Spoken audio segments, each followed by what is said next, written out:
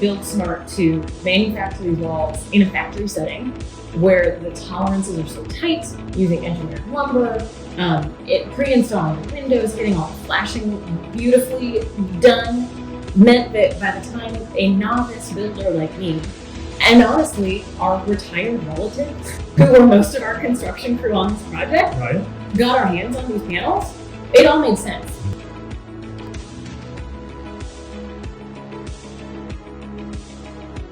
For someone who's never done anything on this scale, and with a crew of people who've never done anything on this scale, we were able to put these walls up in less than